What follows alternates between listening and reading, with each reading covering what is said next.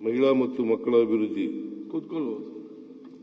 ಗುಲಾಬಿ ಎಂದರೆ ಅಮ್ಮನಿಗೆ ಇಷ್ಟ, ಗೊತ್ತು ಅವಳಿಗೆ ಮುಳ್ಳಲ್ಲಿ ಹರಳುವ ಕೃಷ್ಣ. ಗೃಹಲಕ್ಷ್ಮಿ ಯೋಜನೆಯಡಿ ಇಲ್ಲಿಯವರೆಗೂ ಎಲ್ಲ ಅರ್ಹ ಫಲಾನುಭವಿಗಳಿಗೆ ಒಟ್ಟು 62,345 ಕೋಟಿ ರುಗಳ ವೆಚ್ಚ ಭರಿಸಲಾಗಿದೆ. ಈ ಯೋಜನೆಯಡಿ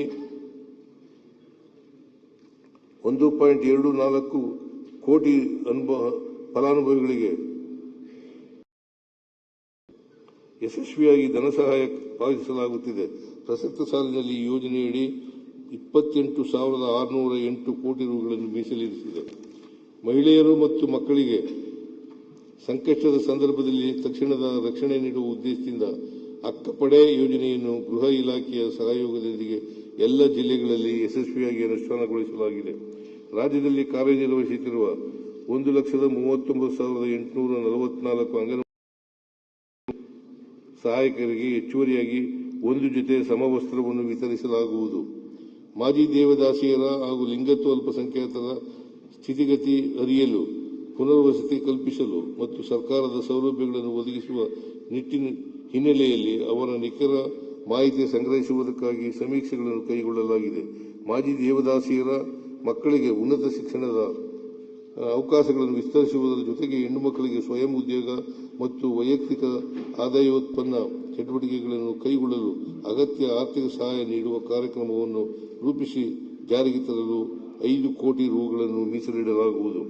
ಮಾಜಿ ದೇವದಾಸಿಯರು ವೇತನ ಹಾಗೂ ಧನಶ್ರೀ ಯೋಜನೆಯ ಫಲಾನುಭವಿಗಳಿಗೆ ಆದಾಯೋತ್ಪನ್ನ ಚಟುವಟಿಕೆಗಳಿಗಾಗಿ ಪ್ರಸಕ್ತ ನೀಡಲಾಗುತ್ತಿರುವ 30,000 ಪ್ರೋತ್ಸಾಹಧನವನ್ನು 45,000 ರುಗಳಿಗೆ ಹೆಚ್ಚಿಸಲಾಗುವುದು.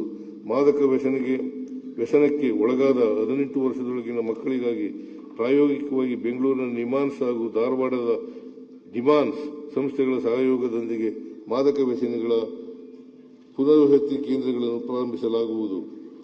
ಕಲ್ಯಾಣ ಕರ್ನಾಟಕ ಪ್ರದೇಶದಲ್ಲಿ ಪ್ರಾಥಮಿಕ ಬಾಲ್ಯ ಆರೈಕೆ ಮತ್ತು ಶಿಕ್ಷಣವನ್ನು ಬಲಪಡಿಸಲು ಈ ಭಾಗದ ಜಿಲ್ಲೆಗಳಲ್ಲಿ ಅಗತ್ಯವಿರುವ 1,668 ನಿವೇಶನಗಳಲ್ಲಿ ಅಂಗನವಾಡಿ ಕಟ್ಟಡಗಳ ನಿರ್ಮಾಣವನ್ನು 200 ಕೋಟಿ ರುಗಳ ವೆಚ್ಚದಲ್ಲಿ ಕೆಕೆಆರ್ಡಿಬಿ ಅನುದಾನದಿಂದ ಕೈಗೊಳ್ಳಲಾಗುವುದು. 26-27ನೇ ಸಾಲಿನಲ್ಲಿ ಜಿಲ್ಲಾ ಮಟ್ಟದಲ್ಲಿ ಹೆಚ್ಚುವರಿಯಾಗಿ 20 ಹೊಸ ಶಿಶುಪಾಲನಾ ಕೇಂದ್ರಗಳನ್ನು ಸ್ಥಾಪಿಸುವ ಉದ್ದೇಶದಿಂದ 1 ಕೋಟಿ ರು ಅನುದಾನ ಒದಗಿಸಲಾಗುವುದು. ನಮ್ಮ ಸರ್ಕಾರದ ಹಿಂದಿನ ಅವಧಿಯಲ್ಲಿ ಗರ್ಭಿಣಿ ಮತ್ತು ಬಾಣಂತಿಯರಿಗೆ ಅಂಗನವಾಡಿ ಕೇಂದ್ರಗಳಲ್ಲಿ ಮಧ್ಯಾಹ್ನದ ಬಿಸಿಯೂಟ ನೀಡುವ ಮಾತೃಪೂರ್ಣ ಯೋಜನೆಯನ್ನು ಜಾರಿಗೊಳಿಸಲಾಗಿತ್ತು. ಈ ಯೋಜನೆಯು ಆಹಾರಹೀನತೆ ಮತ್ತು ಅಪೌಷ್ಟಿಕತೆ ತಡೆಗಟ್ಟಲು ಸಹಕಾರಿಯಾಗಿತ್ತು. ತದನಂತರದಲ್ಲಿ ಮಧ್ಯಾಹ್ನದ ಬಿಸಿಯೂಟದ ಬದಲಾಗಿ ಟೇಕ್ ಹೋಮ್ ರೇಷನ್ಗೆ ಒತ್ತು ನೀಡಲಾಗಿ ಯೋಜನೆಯ ಮೂಲ ಉದ್ದೇಶ ಅಳಿತಪ್ಪಿದಂತಾಗುತ್ತದೆ. ಇದನ್ನು ಮನಗಂಡು ಎಲ್ಲ ಫಲಾನುಭವಿಗಳಿಗೂ ಇಂದಿನಂತೆ ಅಂಗನವಾಡಿ ಕೇಂದ್ರಗಳಲ್ಲಿ ಪ್ರತಿದಿನ ಮಧ್ಯಾಹ್ನದ ಬಿಸಿ ಊಟ ನೀಡುವ ಯೋಜನೆಯನ್ನು ಮರುಸ್ಥಾಪಿಸಲಾಗುವುದು. ಅಂಗನವಾಡಿ ಕೇಂದ್ರಗಳ ಸಮಗ್ರ ಸುಧಾರಣೆಗೆ ಉನ್ನತ ಮಟ್ಟದ ಸಮಿತಿಯನ್ನು ರಚಿಸಲಾಗುವುದು. 2026-27ನೇ ಸಾಲಿನಲ್ಲಿ ಮಕ್ಕಳ ಉದ್ದೇಶಿತ ಕಾರ್ಯಕ್ರಮಗಳಿಗಾಗಿ 63,135 ಕೋಟಿ ಮತ್ತು ಮಹಿಳಾ ಉದ್ದೇಶಿತ ಕಾರ್ಯಕ್ರಮಗಳಿಗಾಗಿ 94,663 ಕೋಟಿ ಒದಗಿಸಲಾಗಿದೆ. ಲೇಟೆಸ್ಟ್ ಹಾಗೂ ಇಂಟ್ರೆಸ್ಟಿಂಗ್ ಸುದ್ದಿಗಳಿಗಾಗಿ ಬಾಸ್ ಟಿವಿ ಕನ್ನಡ ಚಾನೆಲ್ನ ಸಬ್ಸ್ಕ್ರೈಬ್ ಮಾಡಿ. ಹಾಗೆಯೇ ಬೆಲ್ ಐಕಾನ್ ಪ್ರೆಸ್ ಮಾಡಿ. ಇದರ ಜೊತೆಗೆ ಫೇಸ್ಬುಕ್, ಇನ್ಸ್ಟಾಗ್ರಾಮ್, ಎಕ್ಸ್ನಲ್ಲೂ ಮಿಸ್ ಮಾಡದೆ ಫಾಲೋ ಮಾಡಿ.